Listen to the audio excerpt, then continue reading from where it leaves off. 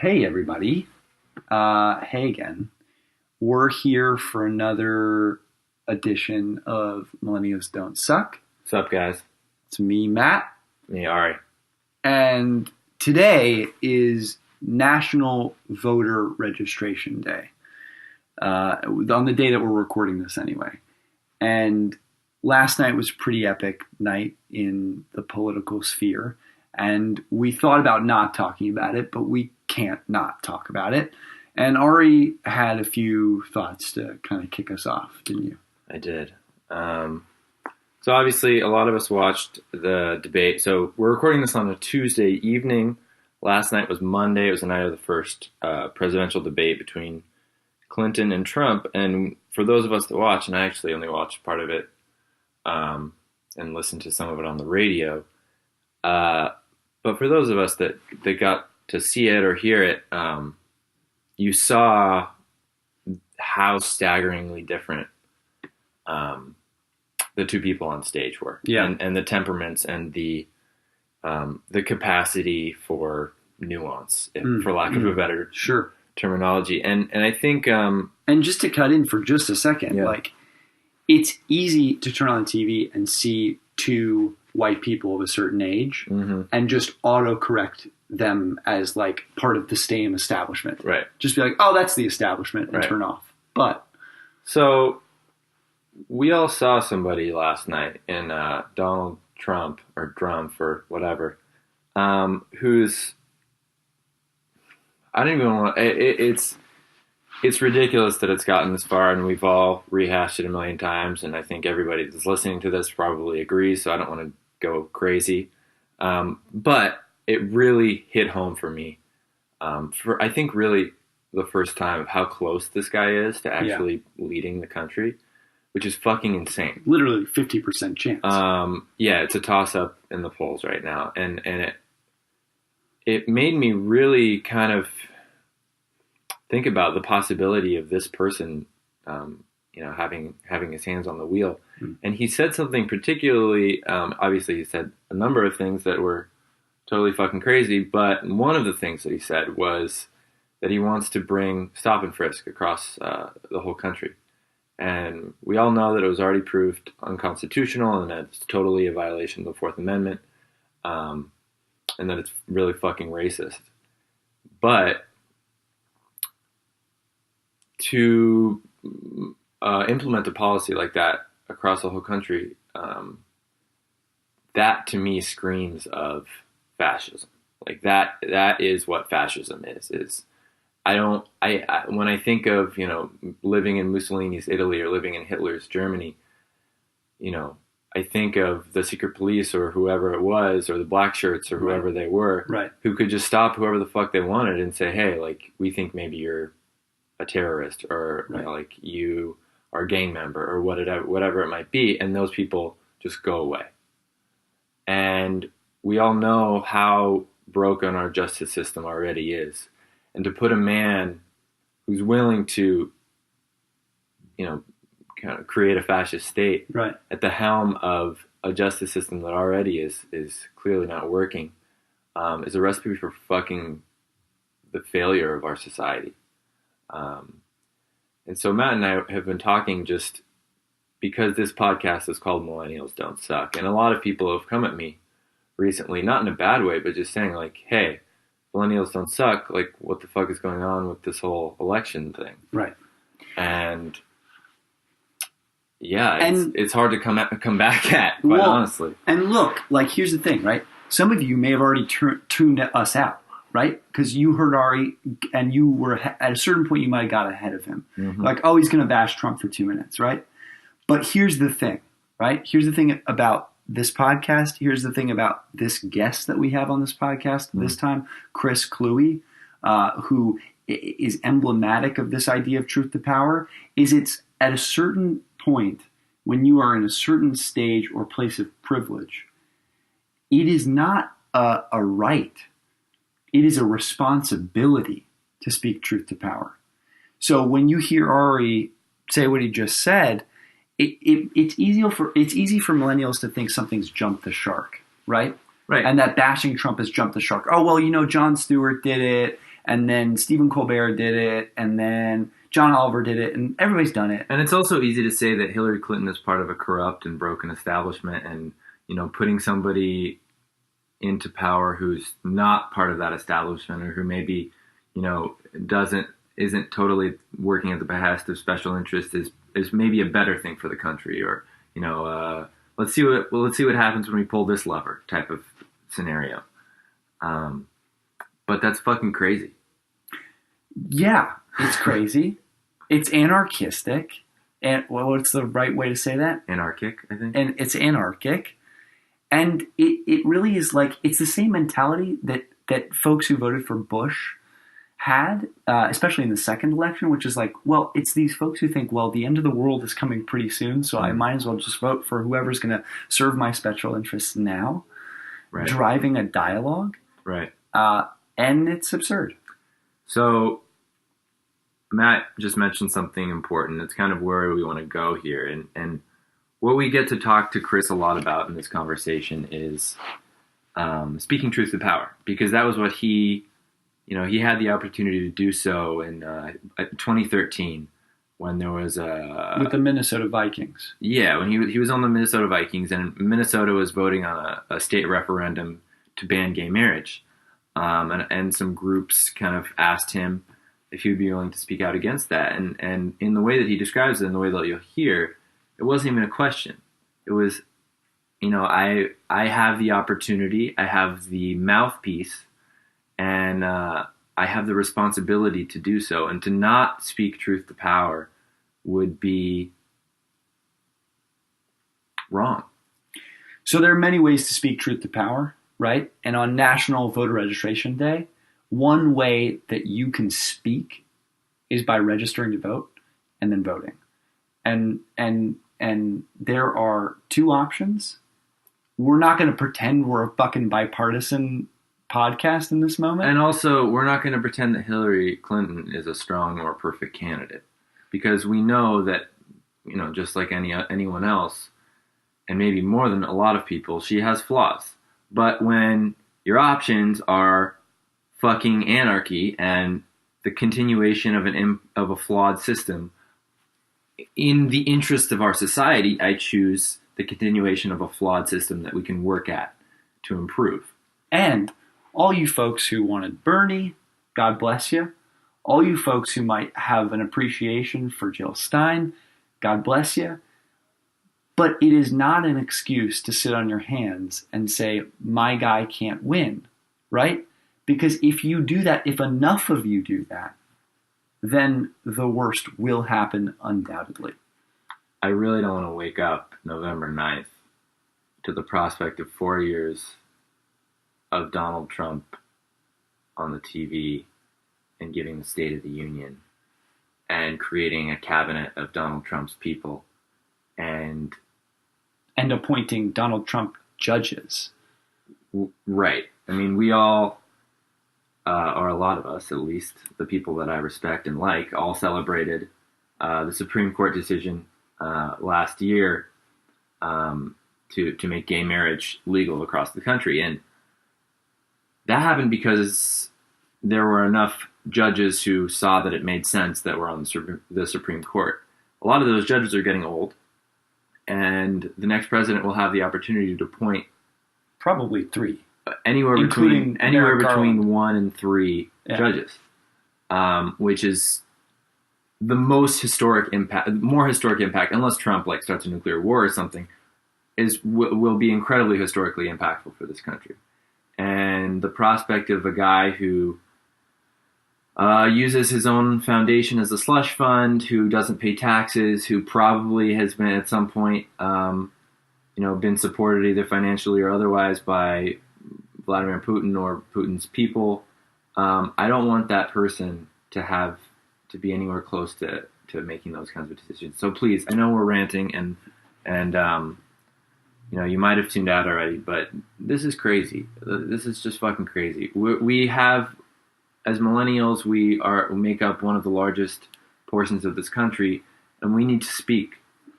It's time to stop fucking tweeting and Snapchatting and Instagramming our food and our fucking whatever we're doing. I love all those things, right? We all use them. But let's just take a little break and say, okay, yeah, this is insane. We don't want this to happen. We're the ones who have to live the longest with this guy, with whatever country he leaves for us. That's right. We are the ones who are about to inherit the bullshit that comes down the pipe. So, like President Obama says on the campaign trail, don't boo, vote. And besides getting out the vote, we need to take the model of a guy like Chris Kluwe and really put it into action. And so take a moment. If you've skipped ahead, tune back in, because you're about to hear a guy who I'd say is one of the more articulate professional athletes I've ever spoken to. Yeah, I mean, I've spoken to like a handful of professional athletes, but definitely I would agree. He's the most articulate. But yeah, he's an awesome guy, and the conversation spans, through his writing and gaming and his career as an NFL player and a college football player. He's a great guy. I really hope you guys enjoy it. And it seems like we're kind of amped up today. Like we're kind of amped. Like we're kind of like it might be that we're like really fucking caffeinated. Yeah, we're kind of, we might be yelling into the microphone a little bit. What is that? I think it might be the El Morso. It could have been the El Morso that we just consumed. So for those of you that are previous listeners, you know that this podcast is sponsored by El Morso coffee bars. Delicious little coffee morsels that melt in your mouth. And if you don't have time to do the full cup, these little bars will give you that jolt you need to get through your podcast intro. Exactly. It's perfect. We've all had long days. We're all busy people.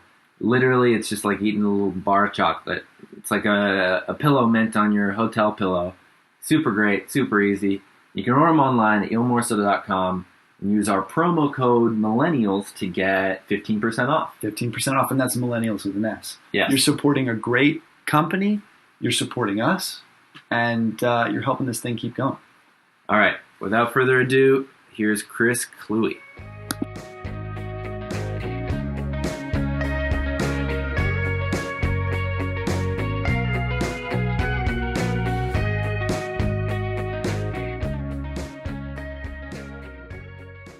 Cool. So I think a lot of people know you for kind of your you've been in the news for being an activist and being a proponent of gay rights and an NFL player. But tell us about what you're up to these days. We know you're a writer and an author and an activist, but give us some details. Sure. Yeah. So these days, primarily, I'm the stay-at-home dad. I take care of my kids while my wife works, and yeah. So it's a fun job. It's tough, but I make it work. And then I also am, like you said, I'm a writer. I'm working on the sequel to a science fiction book that good friend of mine, we wrote together. The first one was called Prime, and you can find it on Amazon. And then the second one is it's going to be called Splice, and we're hoping to have that out before the end of the year. And Nice. Just as a brief aside to anyone thinking of writing a book that they're going to sell on Amazon, don't name it Prime, because when you Google Amazon Prime, your book will not come up. Oh, that's so brutal. Yeah. So, little life lesson there. But then other than that, I'm actually working on a tabletop card game similar to Magic the Gathering that local publisher has picked up. And we're calling it Twilight of the Gods. And we're actually going to start announcing it like this upcoming month with the goal of releasing it next year, I think in August. And is this sort of a story that takes place in the kind of D&D Tolkien universe, or did you come up with an entirely new universe? Are there orcs and dragons and those sorts of characters? Yeah, so the other fun thing about it is that it's actually set in 5th century AD, so right about the time the Roman Empire is collapsing. And then the premise of the game is that as these civilizations and empires are collapsing across the world, kind of going into the Dark Ages, the various pantheons are also collapsing. And so the gods can see, kind of the upcoming Dark Ages, and they're like, oh crap, how are we going to survive this? And they come to the conclusion that they have to fight and kill each other in order to survive it. So when you're playing the game, you're actually playing as a god. Like you have a god card that's who you are, and you have like a special once per game power that you can use. Whoa. That's and epic. what are the special once per game powers like? So they're designed to give you an edge if you use it in the right circumstance. They'll always help you, but they're more useful if you use them at the right time. And so, like for the factions, we have negotiation, aggression, sanctuary, and mysticism. So they're kind of based more around philosophies than like any actual regions or anything like that. Mm-hmm. And so like for example, like the aggression faction, you can give one of your creatures our equivalent of first strike, but then if you use it where you have conviction, which is if all your cards are of the same faction, then you also get to do damage to everyone else's life. So it's just like it's not trying to make or break the game on your use of that one power, but it can definitely help you win the game if you use it appropriately. Amazing. Very, very cool. So I want to shift gears briefly because you're also, we talked about you being an author, and you wrote Beautifully Unique Sparkle Ponies. Such an amazing title, by the way. It's really, really Oh, thank you. Talk about how did you come up with that title, and kind of where did this book come from? Yeah, so Sparkle Ponies came from when my first letter went viral on Deadspin, the one titled "They Won't Magically Turn You into a Lustful Cock Monster." So when that one went out, all of a sudden I started getting a bunch of requests from book publishers saying like, "Hey, you should write a book. Are you interested in writing a book? You should write a book." Yeah, and so after I think it was like the 5th or 6th request, I started thinking, well, if I had 5 or 6 NFL teams coming up to me saying, "Hey, you should play football," I'd probably give playing football a serious thought. So if 5 or 6 publishers are saying, "Hey, you should write a book," I should probably write a book. Yes, definitely. Yes. So and then so the thing I want to do with it though is like I didn't want it to be the normal cashing in on popularity where it's like, "Oh, hey, here's my life as a football player. Like here's where I came from, rah, go team," and then the normal BS. So instead I wanted to write a collection of short stories and essays about things that I felt were either funny or important or funny and important or depressing or just some combination. Yeah, exactly. So kind of giving almost like giving a look inside my mind, like, hey, here are all the things that I think about, and here are things that I hope you might want to think about at some point. You don't have to, but I think they're worth talking about. I think they're worth looking at. And so yeah, it's got very good reviews. People liked it. We didn't really have a whole lot of time to do publicity because I think from writing it to putting it out was like 6 months. I'll say. That's insane. That's like how long it takes to do a PR campaign, essentially. No, it was pretty quick. So, wow. But yeah, it was a lot of fun, and I'll probably write a sequel, like further collection at some point. But that'll wait until after I think the sci-fi trilogy is done. So probably not for another couple of years or so. Are you a big reader of essays? Like, do you read collections? Do you find collections of essays? Had you been reading those for a long time? I'm not a huge reader of essays. Primarily, I read science fiction fantasy. Nice. Like I just devour books, and I think in terms of essays, like if I have an author that I enjoy reading their stuff, like if I notice that they have a collection of essays or short pieces, then I'll definitely pick it up. But for the most part, like I'd actually be a bad customer for my own book because it's I want like a long story with a beginning, middle, end. But I have been told that my book is very good bathroom reading because you can just take it in. And it takes about the time you need to get your thing over with. Yeah, just read a chapter or two and then go about your day. There you go. Do you what are you reading right now? Like, what are your favorite sci-fi books? Max Gladstone. Gladstone. I think I've heard of that. Yeah, so it's the craft sequence, and they're really, really good because they're essentially like I like to describe it as a more approachable China Miéville, if you know who that is. I don't. No, unfortunately. I don't. Oh, so he also writes really good books, but they're very, very dense in terms of his word choice and how he constructs sentences and stuff. Like it takes me like a day or two to get in the proper frame of mind to read a China Miéville book. You just have to like meditate and maybe like take long walks. And... Yeah, like legit. He goes into concepts and word stuff where you're just like, what the hell is he trying to say? But then once it comes together, then it's like, oh, okay, that's what he was trying to say. Right. But Gladstone is a very much more approachable version of that, and nice. This world that he's created is fantastic because it's basically there are the magicians who use what's called the craft, and it's basically if magic was like being a lawyer. So you like take the magic bar. Yeah, no, like you literally have to. Like it's in order to use magic, like you have to use the right rituals and describe it in terms of like a contract. And and the thing I like about it is it's got a lot of commentary on terms of like economic issues and political issues, especially like current political and economic issues.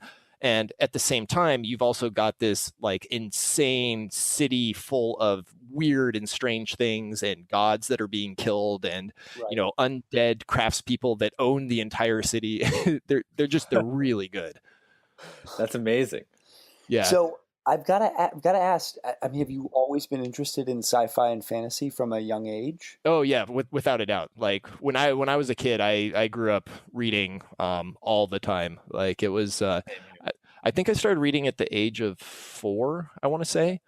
Yep. And then I mean, like my parents' house has bookshelves everywhere and books everywhere. And for me it was just I wanted to read. And so I've always been able to read really fast, and it worked out pretty well for me. It's interesting because, the way everything that you're interested in and kind of what you're doing now seems so counter to a former NFL player. Yeah. And so kind of maybe you would want to take us through, like, so you're a voracious reader and you're super into fantasy and games and everything, but then you just randomly end up playing in the NFL. So how did that happen? So at heart, I'm definitely a nerd. Like nice. I would rather be playing. I would rather be playing video games and reading books and doing all sorts of nerdy hobbies than anything else. But I also happen to be pretty good at sports. And my parents had a rule where, if it was light outside, then you needed to be outside doing something. Nice. That's a good rule. Yeah. So I'm trying to enforce that with my own kids. I don't always succeed because like I see them playing games and I'm just like, that's fun. That's what I want to do. Right. Exactly. But yeah, so it turned out like growing up, I played baseball and soccer growing up and found that I actually liked doing it. Like I liked being good at baseball and soccer and being good at sports. And, I wanted to put in the time and effort to be even better. And once I got to high school, I needed a fall sport because in California, soccer is a winter sport, baseball is a spring sport. Right. And I was like, okay, well, I've always been able to kick a soccer ball super far. Let's see if I can kick a football super far. After... Sensible. Reasonable. yeah. I was like, we'll give it a shot. And so it turned out I could. And there you go. Yeah, after taking some camps and lessons and stuff, then the guys who ran the camp, they told me, hey, if you work at this, you can definitely get a college scholarship and you probably have a chance to play in the NFL. And I was like, well, that seems like the best job ever because I can make a lot of money for not doing a whole lot. Kicking a ball. That's great. Yeah. So I'm going to do that. Solid call, dude. Yeah. Thanks, coaches. And what is the skill set involved in a kicker? I mean, kicking it very far sounds it's got to be more nuanced than that. Like, how do you build that skill set, and like, what are the details involved in a kicker's job? Yeah, so it's not as easy as I make it sound. Like you actually do have to put a lot of work into it. Sure. And parents, if you're listening and you want your kids to be a punter or a kicker when they go to high school, college, or possibly the NFL, have them play soccer growing up. Because every punt. Yeah, it literally is like on the job training for 12 years before you actually start using it. And every punter and kicker that I've met has either played soccer growing up or they played Aussie rules football and they grew up in Australia. Right. So it's one of those things where it takes natural talent. Like you have to win the genetic lottery, right? Like you have to have body type and the ability to be able to do it. What is the body type? Most punters tend to be lanky. Like we tend to be taller just because physics wise, you can exert more leverage on the More ball. power Longer in that legs. foot. Yeah. Yeah, exactly. Kickers tend to be a little bit shorter just to like more compact. But I've seen some tall kickers too. Like I've seen some short punters too. It's really more a matter of technique than anything. But if you're taller, it helps. And then you have to be willing to work really hard at it, like because so much of punting and kicking is just drilling the techniques, the fundamentals into your body over and over and over and over It's again. just muscle memory. Because you in order like to make it to college, you can be good like hitting 7 out of 10 punts well. If you want to make it to the pros, like you got to hit 95% of your punts well. Wow. Like there's really no room for error. Right. And have the mechanics changed a lot in like the last, generation of football players, or is it like a consistent job that's been the same for 50 years? Let's see. I'd say modern punting mechanics probably started around when Ray Guy was punting in the NFL. Before then, it was basically you just found your most athletic guy and told him to kick the ball as hard as he could, which was generally your quarterback. Interesting. And so yeah, so now there actually is fundamentals and techniques that they've stayed fairly consistent since then because it's the easiest way to exert the most amount of force on the football. So it's basically here's from a physics perspective, here's the best way to get your desired result. Now you can get it other ways, but they're probably not going to be as consistent, which means you're probably not going to make it to the NFL. Right. And so you're in high school, these coaches at these camps are like, yeah, if you do this, you maybe have a shot. So then after that, were you like, all right, I'm just going to try and do this and take like, what happened next? You became the punter in high school, and obviously colleges started to look at you, or what? Yeah, so in high school, so my coaches first told me that when I was a freshman, actually, in high school. And then my freshman year, I did pretty well, played on the freshman team because our coach had a policy that, if you were a freshman, you played on the freshman team. That was it. My sophomore year, I tore my ACL in practice, like very early in the season. So while you were kicking, or in a no, it was my first and last tackling drill as a as a high school athlete. It was I was just kind of wandering around practice, and coach says, "Hey, Kluwe, get in there. It'll be good for you." It wasn't even like full tackling to the ground. It's just goal line thud tackling. So I'm like, okay, sure. I grab the ball and I run up to the goal line. The guy thuds me up, and then my left foot gets caught in the ground, and I twist and I go down, and my knee explodes. Oh my god! Yeah, and so the best part was I was lying on the ground, like clutching my knee and screaming, and my coach's first words were, "Kluwe, get out of the way. We're trying to run a drill." Oh, God. So brutal. Yeah. So I continued screaming, and then they realized that, hey, something might be wrong. But didn't punt or kick at all my sophomore year. Then my junior year came back, won the starting job on the varsity team, and punted pretty well. I got all CIF honors, which was a big deal for like a junior. Like normally it was a senior player who won the award. Nice. And then going into my senior year, I was getting very heavy recruiting attention from a variety of colleges. Ended up actually signing or committing to UCLA like halfway through my senior season. Nice. And I was a All-American my senior season, which I think helped justify to UCLA. Oh yeah, he is worth the scholarship. What's the recruiting process like? You rarely like get a full view into like what that process is like, and I'm sure it'd be fascinating for people to hear about like what is it like to be approached, and what is that really like? So first off, it's a lot of letters. Like you get, the letters from colleges, and the letters kind of tell you their level of interest. So if you get kind of the form letter with, a hastily scrawled signature on the bottom, then it's like, okay, yeah, they're interested, but they probably sent it out to like 10 other guys. So, they might be giving you a spray and scholarship. pray. Right. Yeah. If you get the letter where it's like, it's tailored to you, and then, it has like a little note at the bottom, then it's like, okay, yeah, they're probably interested. Like they want you to, to be a part of the program. And so at first it's the letters, then it's phone calls where, you call back, like usually they'll leave a number like, hey, if you're interested, call me up, whatever. And, so then after that, you start getting phone calls from various coaches, and then there's meetings because this is all taking place like generally during your senior season, and so there will be like local scouts on the campus watching practice.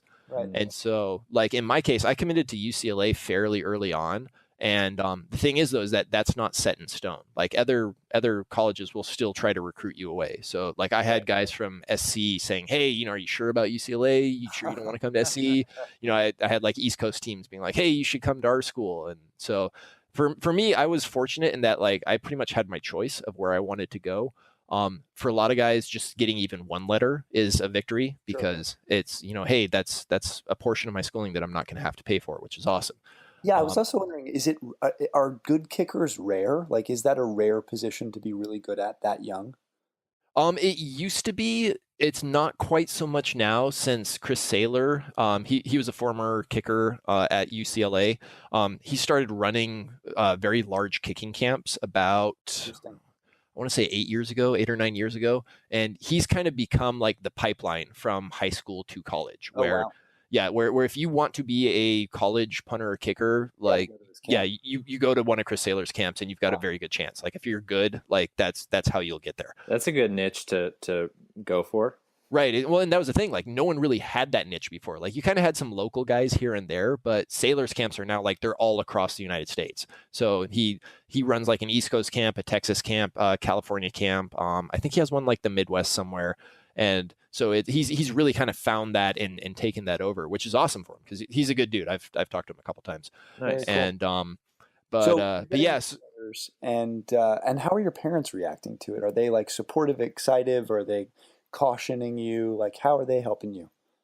Yeah, well, they're happy because they don't have to pay for college. So yeah, I'd be so stoked if I was. Yeah, they're pretty stoked about that. It was the only thing they told me was that if I went to SC, I would have to pay for everything myself if anything happened because my mom went to UCLA and my dad went to Cal. So big rival. Yeah. So they didn't like SC.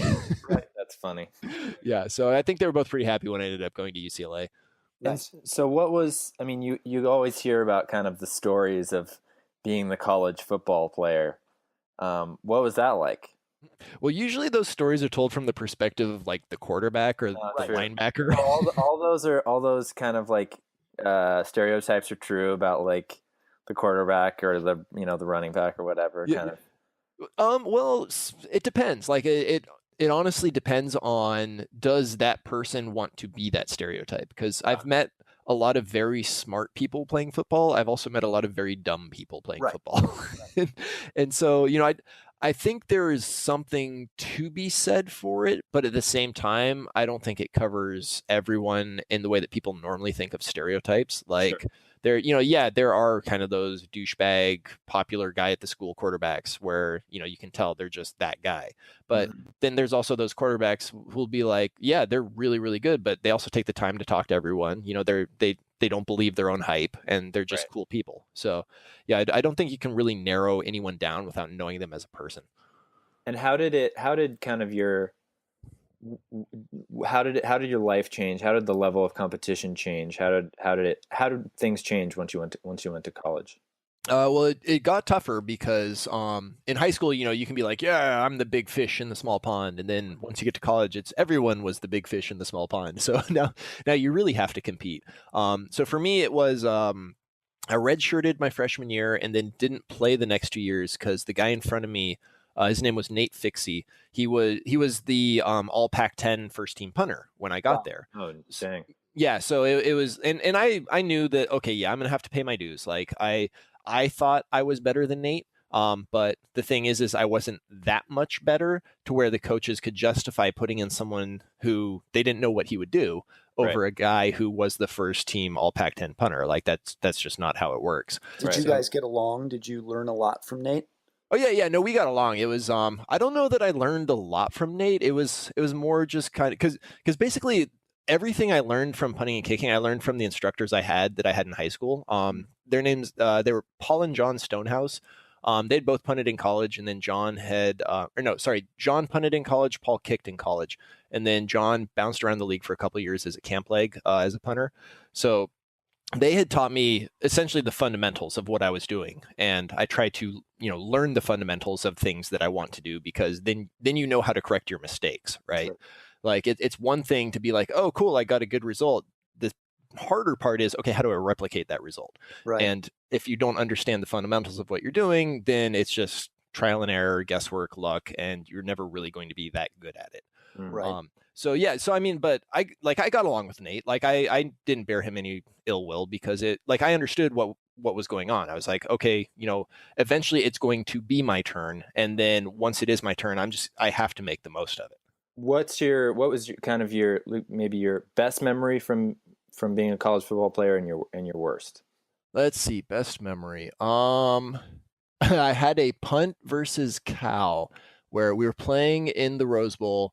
We were backed up on our own. I think we were snapping from our own 5-yard line. So I was I was in the back of the end zone. Yeah. And behind me was the Cal student section, like everyone who had come down to watch the game from Cal, like they all got put in one section. So they're all, they're giving me crap, like they're yelling and screaming and calling my name, and I ripped like a 70-yard punt in the air. I mean, like the instant I hit it, the returner just turned 180 and started sprinting, and he still couldn't get to it.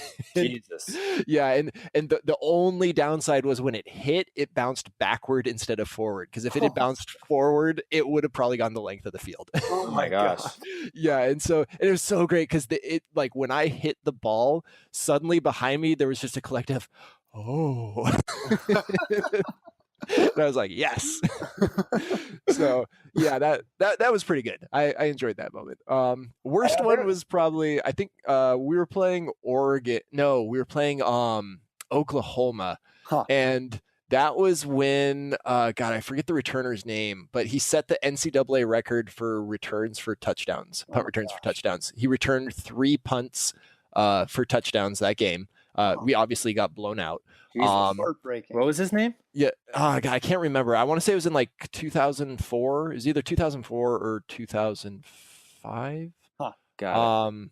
I don't know that he went on to play in the league, but yeah, he was a good returner. Our coverage team really didn't cover very well that game, and our coach was screaming at them when we watched film the next day because like half the guys were jogging down, and it was like, what the hell are you guys doing? But so anyway, so I'm playing in this game, like we're in Oklahoma, so it's just hostile crowd, and he returns the 3rd punt for a touchdown. And at this point, it's like, 4th quarter, and it's just like, oh my God, is this really happening again? So he's bringing it back, and I'm running over to try to, do anything to stop him. And one of his blockers gets in front, and he goes to block me, and his hand slides up and like hits me right in the throat. Oh. And so all of a sudden, I'm just like, it's like, okay, insult to injury. Not only did he set the NCAA record, now I can't really talk because I'm having trouble breathing. So yeah, that day kind of sucked. So when you're playing college ball at that level at a school like UCLA, are you already oriented towards the league, or are you able to kind of be where you are? Are you already thinking pro, or do you sort of stay grounded at the college? For me, it was staying grounded at the college. I know for some other guys, like it's very clear, after their first year, like, hey, this guy's going to go pro. That's, once they hit 3 years, that's it. They're gone. Right. For me, it was more, okay, well, I'm going to redshirt from my freshman year, and then I'm not going to play for 2 years after that because, Nate is only a year ahead of me. Right. And so it's okay. I'm going to have 2 years to show what I can do, but I hope it's enough to make it to the NFL, but I'm not sure if it's enough to make it to the NFL. So, I still had to make sure that I passed my classes to stay eligible because I knew I was going to be there for the long run. Right. And it wasn't until my senior year that it was really like, okay, I think I have a legit shot at making it to the NFL. This is going to be my chance. And once you graduated, what's the process like? Did you get drafted, or did you just go to camps and try and get signed, or how did that work? So I was an undrafted free agent. The Seattle Seahawks had been in contact with my agent before the draft, and they were telling him, hey, we want to get Chris, and we're going to take him either in the 7th round, or we're going to pick him up as an undrafted free agent immediately afterwards. Nice. And I think the Packers in San Francisco were also talking to my agent, but they were more kind of non-committal, like they just kind of want to bring me in as a camp leg. And the thing is that they had established punters at the time, whereas Seattle was a true open competition. So I had told my agent, like, I want to go to Seattle. Like, if that's the option, then I want to go to Seattle because I know there I can compete for the job, and I have faith that I can win it. Right. And so Essentially, during the draft, I played World of Warcraft, and then was it Vanilla WoW back then? I don't remember if it was vanilla or if Burning Crusade had just come out. I think it was vanilla. I'm pretty sure it was vanilla. So I'm playing WoW, and then about like a minute after the draft ended, I got a call from the Seahawks. They're like, "Hey, we want you to come to camp. We'll give you a $3,000 signing bonus." And I was like, "Sweet, that's more money than I ever got in college." We're rich. So much Mountain Dew. Yeah, exactly. All the snack bowls I can eat. But yeah, so then went to Seattle and was with them during the preseason of my rookie year. Punted really well. They ended up keeping the veteran guy. So it was me and a veteran guy who were essentially fighting for the spot. And they ended up going with the veteran guy, and then they wanted to put me on practice squad. So because the special teams coach felt that I wasn't quite developed enough yet, and having like 5 or 6 weeks or a year on practice squad, then I would really hone my skills, and then whatever, like I guess they would put me in midseason or next year, whatever it happened to be. But what ended up happening is that in order to make it to practice squad, first you have to clear waivers, which is a 24-hour period where any other team can claim you. We had played Minnesota in our final preseason game. I had punted very well. Their punters had not done well at all, and apparently hadn't been doing well the entire preseason.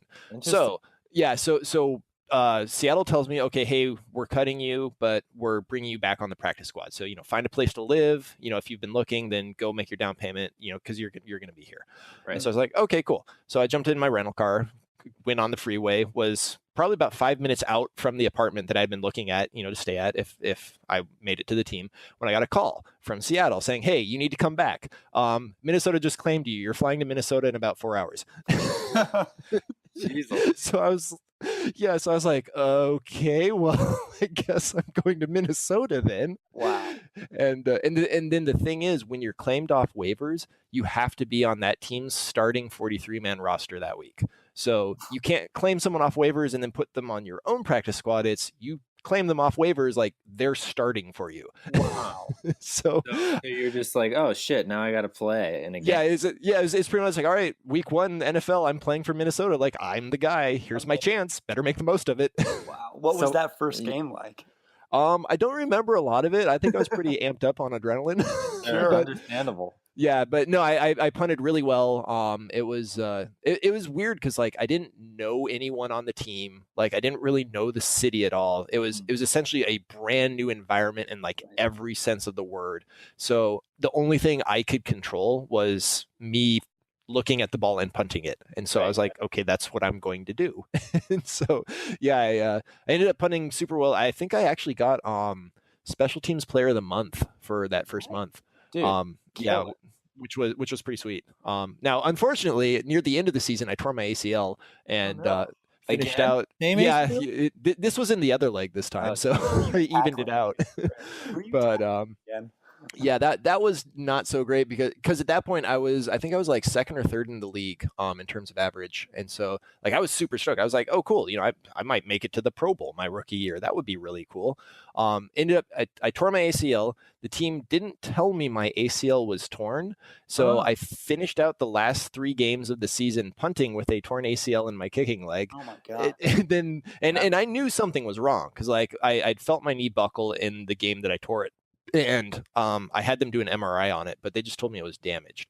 So I was like, okay, well, if it's damaged, it can't be that bad. And I'm a rookie in the NFL. Like, I have to be out on the field. Otherwise, they're going to replace me.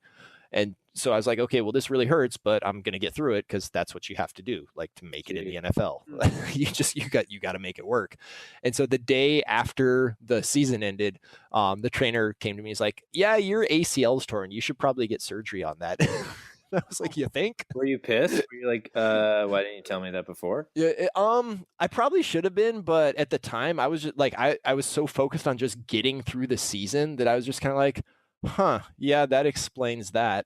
And then they wanted me to get the surgery done in Minnesota with the team doctor. And I was like, no, I think I'm going to go back to California and get the guy who did my first ACL to do the surgery because I don't really trust you guys anymore. Yeah. And so, so then the new ownership came in, Ziggy Wilf, and like they cleaned house, like they fired all the coaches and all the training staff and everything. And I'm pretty sure that was one of the reasons why the training staff got let go too. Cause we also had a running back, Weldy Moore, whose forearm was broken. And they didn't tell him that.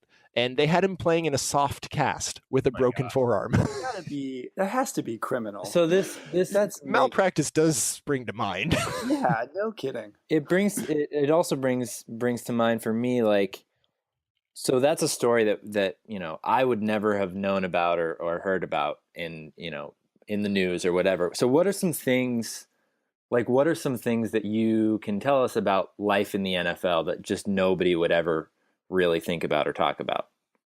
So one of the most interesting ones is that, like, even though it's not really a normal job, it feels like a job in that guys just kind of hang out. You talk about stuff it's like hanging out around the water cooler and having discussions. There'll be, guys will be sitting in the locker room, like, talking politics. They'll be talking, latest tax cuts or tax raises, presidential candidates, right, social issues, what did the family do last night? Like, it is very much a work environment where, you talk with your coworkers and you're invested in the world because that's where you live. Like, it's not just football 24/7. Right. No, we're human beings who happen to play football, but yeah, we also talk about everything else. Like, someone had an epic burn on Twitter. Yeah, locker rooms can be talking about it. Was there any kind of specific moments or memories that you can think of that because you were on the Vikings for most of your career, right? Yeah, for 8 years. And so were there any moments, like, throughout your career there that are kind of stand out to you as, like, oh, this was like a crazy thing that happened in the locker room or behind the scenes? When Favre first got there, that was interesting because because he was there after he left the Packers. Yeah, so he had left the Packers, he had gone to the Jets, and then left the Jets. Basically retired twice. Right, and then we were going through training camp at the time, preseason, and the kicker at the time, Ryan Longwell, a pretty good friend of mine, is also a really good friend of Brett's. Like, they went golfing together all the time, and they were really good friends. And so all of a sudden, like, we were not doing very good at the quarterback position. I think at the time we had Tavares Jackson and just was not. Yeah, wasn't he recently in the news for, like, threatening his fiance with a gun or something? Yeah, I think so, which is sad because I didn't think Tavares would do something like that. But then again, I don't think you ever really know anyone in the locker room. Like you kind of know guys, but at the same time, it's just like, man, that's fucked up. It's like a work environment, like you said. Right, yeah. So like you get to know guys, I think, a little bit closer than a normal work environment just because you're around each other so much. But at the same time, it's not like you're living with each other. So right. But yeah, so anyway, so we're in training camp, and all of a sudden Ryan, because as specialists we talk with each other all the time, like we're hanging out all day, and so Ryan starts saying, yeah, I think they're interested in Brett. Like Chili coach Brad Childress, he's been asking me about Brett, and then all of a sudden it was like, yeah, and now Ziggy's asking me about Brett, like Ziggy Wolf, the owner, and so yeah, it ended up being like Ryan was calling him on his phone saying like, hey man, are you still interested in playing? Because the Vikings would love to have you, and it was, and then it was kind of like this week of like, is he going to come here? Like, is he going to be our quarterback? What's the deal? And then all of a sudden it was like, hey, there's Brett Favre suiting up next to us in the locker room. Brett Favre. Yeah, how's it going, Brett Favre? How are your Wrangler jeans doing, Brett? Yeah, I loved you, and everyone loves Mary. But yeah, no, and I think the cool thing though was that he was a really cool guy. Like he did not believe his own hype in that, like, because I've met a few guys who are like, I'm the superstar, I'm untouchable, don't even talk to me. For the most part, most guys, like, they stay fairly humble, and I mean Brett was no different. Like he would pull pranks on guys in the locker room, like he'd joke around, he'd talk to anyone, and yeah, I mean he was just a fun guy to be around. But yeah, that was the season where I think we went to the NFC Championship game, and it was like, it just felt like this almost like fated season where it was, oh, we have Brett. Oh, we're actually winning games now. We're in the playoffs. Yeah, this is amazing. You kind of came into greater prominence because you're a really good punter, but you came into kind of greater prominence because of your outspokenness and your willingness to kind of speak truth to power in terms of potential homophobia or whatever. So do you want to talk more about kind of how your career ended up ending and what brought that about? Sure. Yeah. So that was the summer of what ended up being my final year with the Vikings. There was a statewide ballot that, or a statewide constitutional amendment that would have banned same-sex marriage. Like it would have made it in the state constitution, can't have same-sex marriage. Like the Prop 8, the equivalent to Prop 8. Yeah, exactly. And so I think it was actually run by the same group. Like they'd had success, in like 30 other states at the time. So Right. it was very much like they were going state to state saying, hey, we're going to get the gays. Right. It's like, and so at the time, a group that was organizing to try and defeat it, Minnesotans for Marriage Equality, they contacted me on Twitter because I'd had pretty big Twitter presence. And apparently one of their members had been, following me on Twitter. And he was like, I think this guy might help us if we ask him. So they asked me, and I was like, sure. Yeah. I don't think discrimination should be enshrined in the state constitution. we should do something about that. Nice. Yeah. So they asked me to help out, and I was like, yeah, I'd love to help out. And so I went to the Vikings because I wanted to make sure, hey, I realize this has the potential to get, weird for some people because they're going to be like, oh, this football player is talking about this. And so I wanted to make sure that the Vikings were okay with it. And they're like, yeah, it's fine. As long as you make it clear you're speaking as Chris Kluwe, private citizen, and not Chris Kluwe speaking for the Vikings, then yeah, go ahead. So I was like, cool, I will speak as Chris Kluwe, private citizen, and everything will be fine. Did not turn out fine, but it was a nice thought. So yeah, so they got in contact with me. I did a couple like speeches at like some dinner stuff, and then like a radio thing, and it was really fairly low key until I wrote my Deadspin piece, right? The lustful cock monsters, of course, and yeah, and that was when all of a sudden that went viral, and then my phone started blowing up, and then it was like, okay, I guess now I'm the national face of something, right? But the thing is that going into it, like growing up, the way my parents taught me was if you were going to do something, do it to the best of your ability. And so, I was approaching this no differently. It was like, okay, if I'm playing football, I'm playing it to the best of my ability. If I'm playing video games, doing it to the best of my ability. If I'm going to fight against bigots, gonna do it to the best of my ability.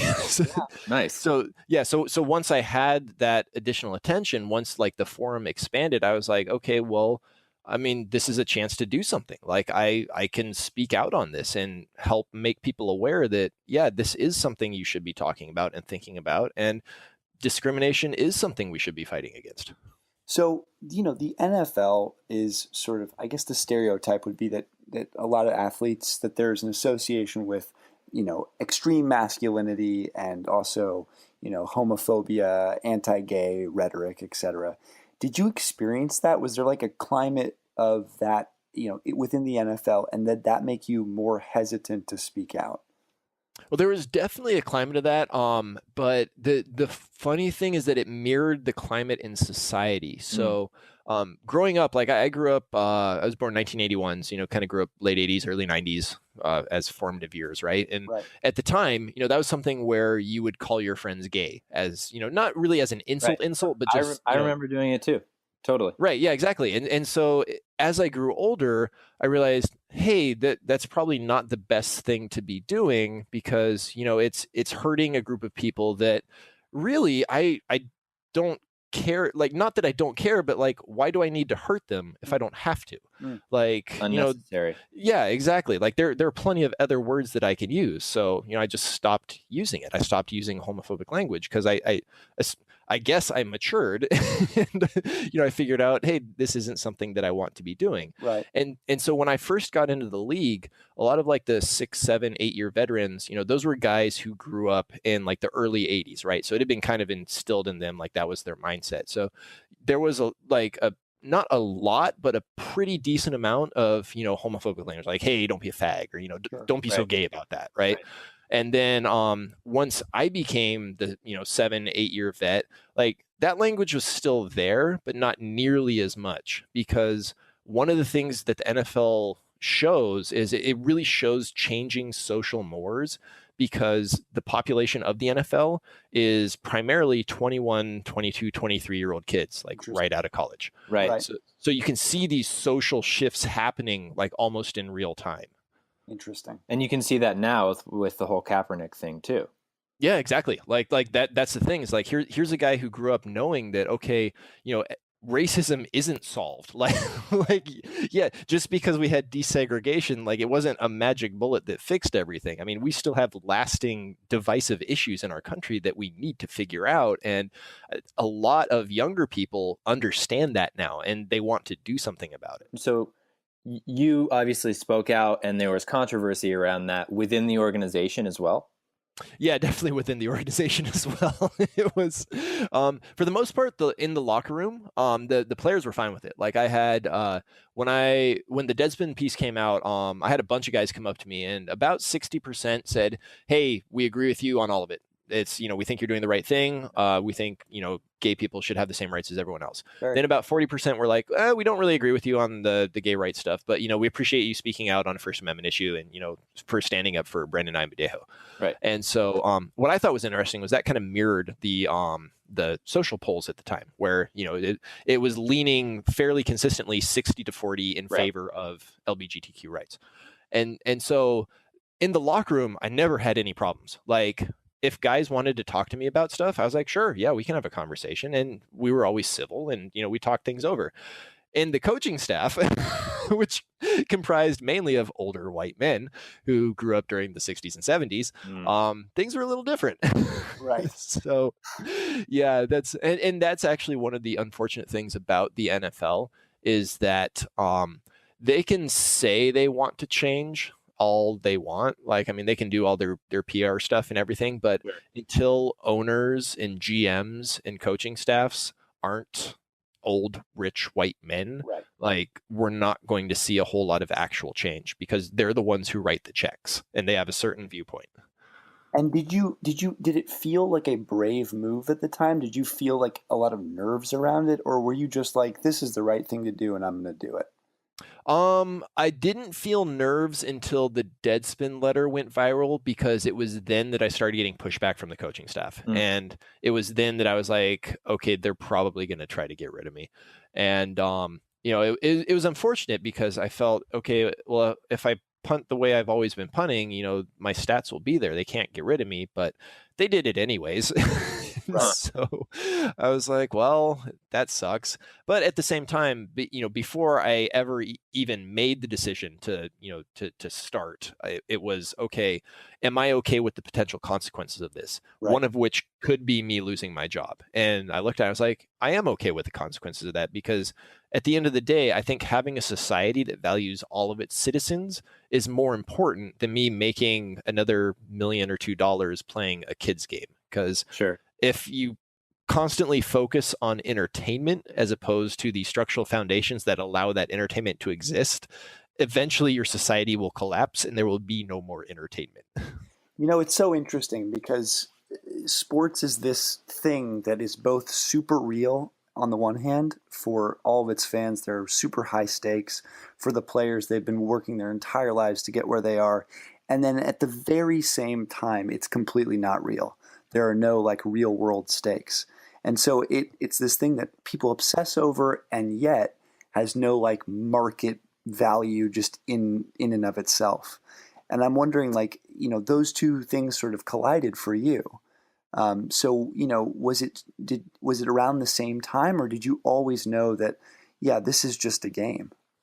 I always felt it was just a game, because that, like, growing up, I mean, I had so many interests and things that I like doing that it was like, okay, well, if football ends for me, then I'm just going to go do something else. Like, there's so much out there in the world that you can do if you just want to do it and take the time to do it.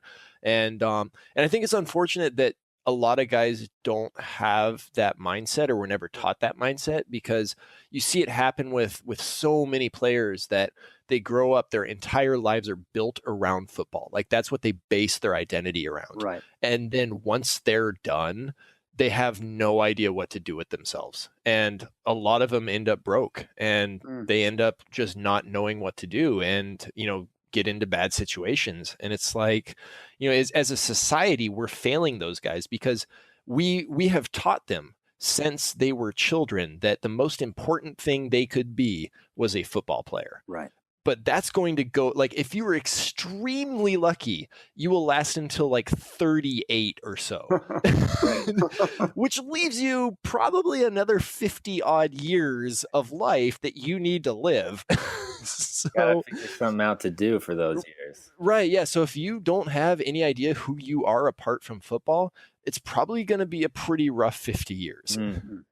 And, we hear now there's all this CTE stuff and kind of the medical side of being an NFL player and, brain stuff. And a lot of people say, and I talk to a lot of people who say, maybe the NFL football is not going to be what it is in 20 years, or, parents aren't letting their kids play football, et cetera. What do you think about that? Do you think it'll just continue to roll on down the hill, or what? I think there's a lot of inertia behind the NFL, so it's not going to stop anytime soon, but it is definitely on a collision course with some unpleasant truths, because at one time, boxing and horse racing were the preeminent American sports. Right. And nowadays, not quite so much. No. So it definitely is. Football is already seeing declines in terms of Pee Wee enrollment. I think over the last 3 years now, it's been down like 20%. Right. Which is like a huge sign to the NFL that your sport is no longer going to exist in the same form. Because if you can't draw from the same talent pool, then you don't get the same entertainment value, and people will go watch something else. Right. Totally. Kids are playing soccer and basketball instead. Right. Yeah. It's like 20 to 30 years from now, our soccer team and probably our rugby team are going to be pretty good.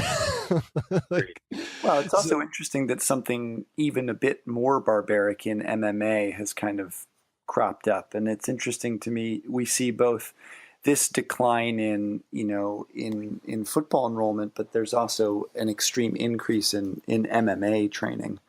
So it's sort of an interesting converse there. Yeah, and I think part of that too is that there's just always going to be parts of the population, no matter what that population is they want to watch a blood sport. Right. Like, totally. I mean, it goes back to Rome. It goes back to even before Rome. Yeah. Like there have always been blood sports, and people have always wanted to watch them.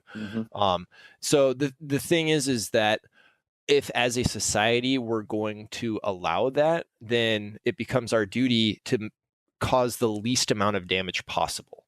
And because otherwise you run the risk. So let's say, football keeps declining. It turns into, okay, yeah, we know there's these risks. And we can put like an actual percentage number. Like if you play football, you are this likely to develop traumatic brain injuries. What's going to end up happening is that people from well-off sections of the population are going to say, okay, my kid's not playing football. Right. People from less well-off sections of the population be like, football's the only chance my kid has of getting out of an even worse condition. Right. They have to play it, even knowing what it's going to do to them. And that's tragic. Like, no one should ever have to make that choice, but people are going to have to make It's kind of the similar thing that happens with the military now.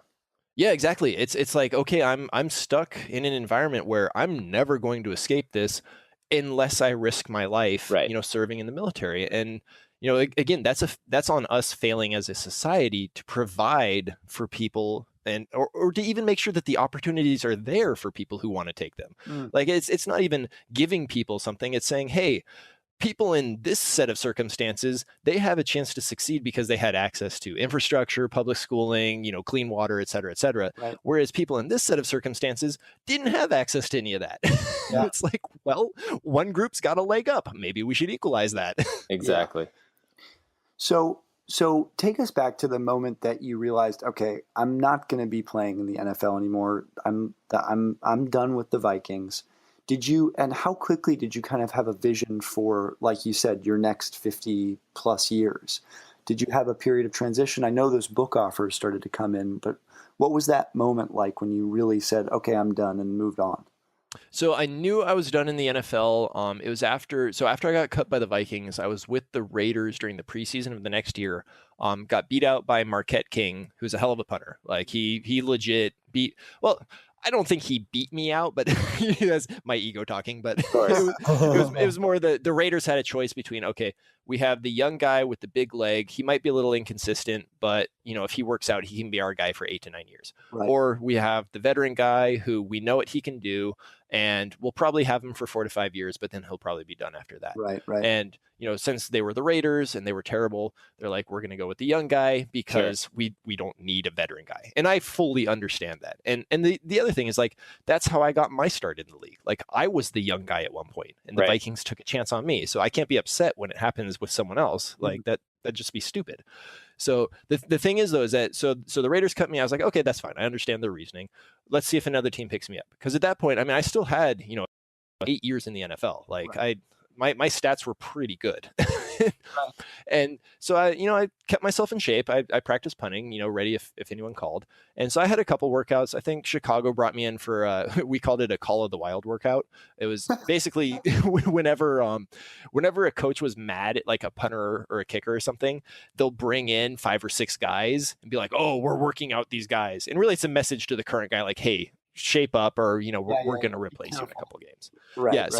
So I knew the Chicago one wasn't going to lead to anything. I was like, okay, I'm going to do it because they asked me there, but I'm not going to get this job. And they ended up keeping the current guy. I think it was Adam Podlish at the time. Nice. The point where I knew I was done in the NFL was the Sunday night football game where Kevin Huber, the punter for the Bengals, got his jaw broken. I don't know if you remember. It was like this guy did a crackback block where he put his shoulder pad like right into Huber's jaw, just blew him up. Oh. And I was actually in Minnesota at the time because the Vikings had done their all 25 Metrodome team, so it was celebrating like 25 years of the Metrodome, and like they had the greatest at each position, and I was the punter. Nice. That's awesome. Which was kind of funny. Yeah, that's cool.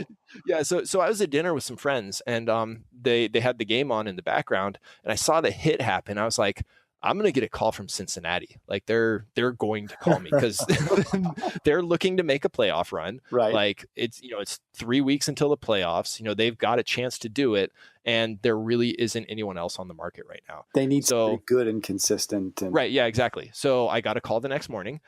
Cincinnati, hey, we need you to come in for a tryout. I'm like, okay, I'm in Minneapolis. If you can get me a flight from there and some cleats, then I'll be there. So like, yeah, that's fine. So I went, did the tryout, punted pretty well. In my mind, I won that tryout. Like I try to be honest with myself where if I didn't punt well, I'm like, okay, I didn't punt well. Like I had a shitty day. Mm-hmm. But at the Cincinnati tryout, I was like, okay, I showed them exactly what I can do. I can do directional punting. I can hang it up high. I can put it over by the sideline. Your guys can cover it. This is what you need from a veteran putter if you're trying to make a playoff run. And so I was like, okay, well, then I think I've won this.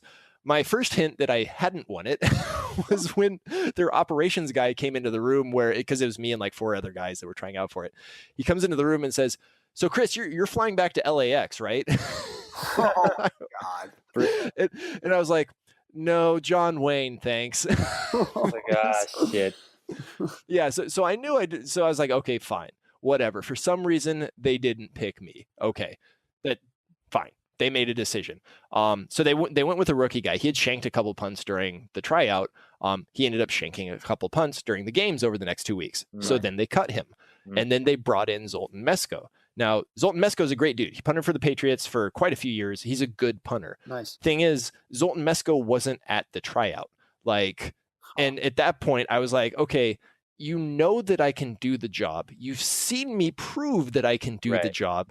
The guy you picked didn't work out, but now you're going with another guy who, yeah, he can probably do the job, but he wasn't at the tryout. And it was at that point I was like, okay, this was the ideal situation for me to get back into the NFL. And if it didn't happen then, it's not going to happen. Huh. And do you think any of that had to do with your activism? Do you think that? Yeah, I think everything had to do with the activism. Got it. Okay. Because the thing is like, as a punter, when you make it in the NFL, if you make it past 3 years in the NFL as a punter, generally on average, you play for about 13 to 14 years. Wow. So I was entering my 9th year, and I definitely still had like 4 to 5 years left in me at the minimum. Right. And I hadn't had any bad, like I had been very consistent throughout my career in terms of like my stats and my production. And so it was like, okay, well, nothing had changed in terms of what was required or what was necessary on the football field. The only thing that had changed was I started speaking out on stuff. And now all of a sudden I can't find a job. Wow. So you think there was like sort of like a powers that be where just like, all right, we can't have this guy, like representing the NFL in any capacity?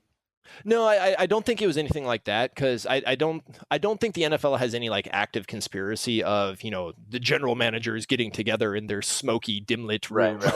With Roger Goodell just like right. drinking Who shall we blacklist this week? Yeah, no, I don't think anything like that happens. I think it's more kind of the underlying thought process in the NFL, which has become such a corporate business that every single team operates under the same model of, hey, we could get this guy who's good, but he brings with him this set of particular baggage that we don't want. Right. Or we can get this other guy who may not be quite as good, but he's good enough. And there's no baggage. Right. Yeah. And he has no baggage. So we're going to go with the guy with the no baggage. Because it's at the end of the day, it's about the endorsements and the, who's, again, like you said, who's writing the checks.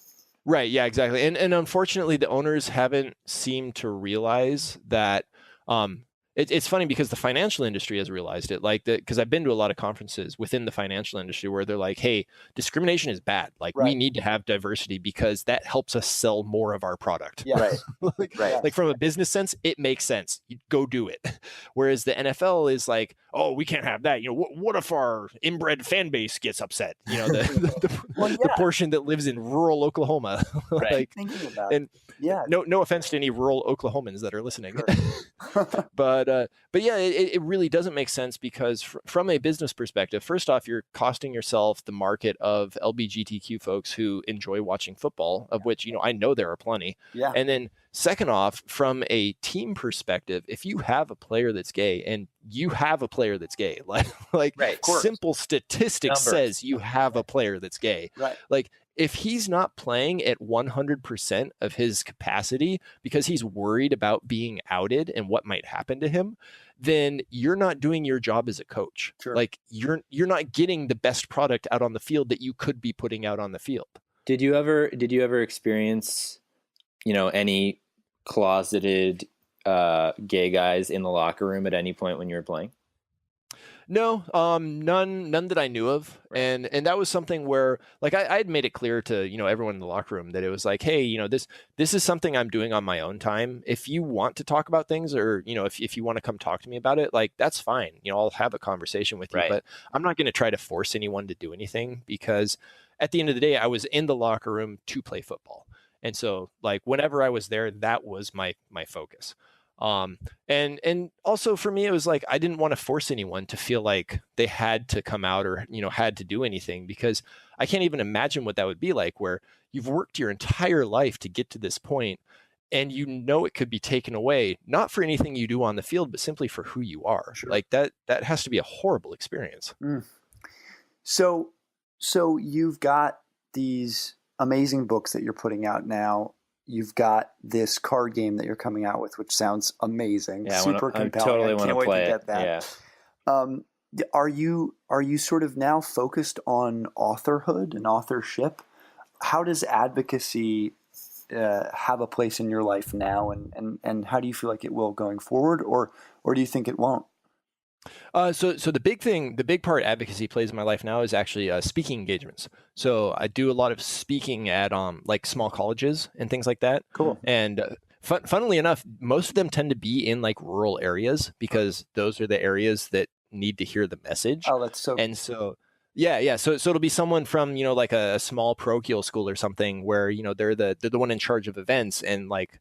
They'll say, oh, well, we'll bring Chris in to provide a viewpoint that, you might not get in this place. Mm-hmm. And so like for stuff like that, like I'm always like, okay, cover my travel and give me a place to stay and then maybe give me like $500 or $1,000. And like, I'm more than happy to do it. Nice. Because it's more important to talk about this stuff and to make people aware that the world is a bigger place than just the 3 miles surrounding your neighborhood. Right. That's awesome. So that's the main way that I'm still involved in advocacy is really just trying to keep talking to young people, actually, college students and the like, because that's a very formative series of years. Sure. And, if you don't know there's a message out there that you should be hearing, well, then how are you ever going to learn it? Like you need someone to tell it to you. Sometimes you can't arrive somewhere on your own. You you need to feel a sense of community around it. Right, exactly. Well, and then a lot of other times you simply need to know that it exists. Like one of the things that I heard from a lot of Minnesotans when I wrote my Deadspin piece was that it allowed them to have a conversation about same-sex rights that they didn't know they needed to have. Because what would happen is, they'd link the piece to their friends because it had all the inventive swearing and, funny curse words in it. But then what their friends would be like, oh, cool, what's the rest of the piece about? Right. And now all of a sudden you're having a discussion on same-sex rights, on gay marriage. And it's tough for normal people to walk up to someone else and be like, hey, so do you want to talk about gay marriage? Right. Like that, Funny. We had a guest on one of our earlier episodes, this guy, Prince EA. And we were talking to, because he makes kind of these inspirational videos. And he talked about, one of the things that he likes to do for advocacy is putting the aspirin in the applesauce. So you're essentially like you're inserting this really positive message or the beginning of a conversation that you want people to have into a really entertaining, funny, witty thing that people want to read first just because it's hilarious and well written. But then there's something more to it. Right, exactly. And that was the main thing that I wanted to do with my piece, is that I knew I could get people to like, and the thing is, when I wrote the Deadspin piece, I didn't know that it was going to be as big as it got. Like, I was hoping maybe a couple 100,000 people would view it. Ended up being like a couple million. Right. And tens of millions. Yeah, I was off by an order of magnitude or so. But that was the thing. Like, I knew I could make it funny enough to where people would enjoy reading it. Sure. And then it was like, okay, how can I also make it so that we're discussing an issue that is important, like, sure. and in a way that you can have that discussion with your friends who may not know that they need to have that discussion. That's awesome. So, we're probably going to wrap it up in a little bit here, Chris, but I had a question for you about advice you might have for other people in a similar position. Like, what would you say to somebody who's kind of been sitting on a truth that they want to speak to power, be it in the NFL, in pro sports, in business, and not just about, gay rights or another advocacy issue, but maybe an injustice they see at the workplace, for example. What's your advice to them? What would you say to watch out for? What would you say to do differently than what you did? What would you say to them in general? No good deed goes unpunished. That's definitely the prime piece of advice. Because whenever you do speak truth to power and power doesn't want to hear that truth, odds are more likely than not that you're going to take a hit for it. Yeah. And in most cases, it'll mean you'll lose your job or, you'll experience some financial hardship. But the thing is that if enough of us keep doing it and we set the example that this is how society is supposed to act, eventually those in power change and the response to speaking truth to power changes. And it no longer becomes, oh, that's so brave because that person could lose so much. It's, oh, that's the expected thing to do. Like, that's what we demand of ourselves as citizens.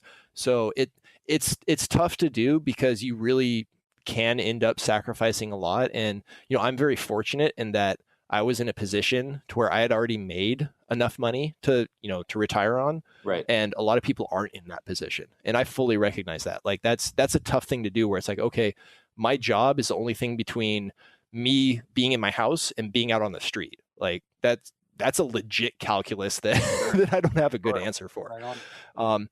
But on the flip side, if no one ever says anything, then nothing ever changes. So I think just on a person by person basis, you have to examine, are you willing to accept the consequences, the worst possible consequences you can imagine for what might happen for you speaking out. And if you're willing to do so, then don't let anything hold you back. Do it to the best of your ability and do your damnedest to try and change things. Well, I can't think of a better note to end on than that, man. Yeah, man. Thanks. Pretty inspiring stuff, Chris. Well, thank you. This has been a fantastic conversation, and maybe we'll have to have you back soon. But I know we're excited to get the game when it comes. Yeah, remind us of what it's called again. Oh, it's called Twilight of the Gods, and then Twilight of the Gods. Yep, and then the publisher is Victory Point Games is the publisher. We have a website, totggame.com, but I don't think it's built yet. Got it. So when that goes up, you will be able to find information there. But amazing. yeah. So I will if you follow me on Twitter at Chris Warcraft, I will definitely be talking about it in the upcoming months. So that's And yeah. when it's up, we'll put a link to it on our stuff as well. Oh, cool. Thanks. And what so your book is called Beautifully Unique Sparkle Ponies, and then you have the science fiction one as well. What are those called? So the science fiction one, the first one is called Prime, a Genesis series event, and then the second one will be called Splice, a Genesis series event, and Splice probably won't be out until the end of the year, just because we're going through final edits now, and then it's going to be shopping around to publishers, figuring out what to do. But cool. Again, if you follow me on Twitter, I will talk ad nauseum about when those things happen. So and we shouldn't, and just don't Google Amazon Prime. Yeah, please don't do that if you're looking for the book. It will not work. What do I Google instead? Prime Chris Kluwe. Yeah, Prime Kluwe Reiner, Reiner. That'll get you right to the page. Beautiful. All right, brother. Well, we really appreciate you taking the time, and we'll talk to you soon. All right, great. Yeah, thanks for having me on. Thanks, Thank you, man. Chris.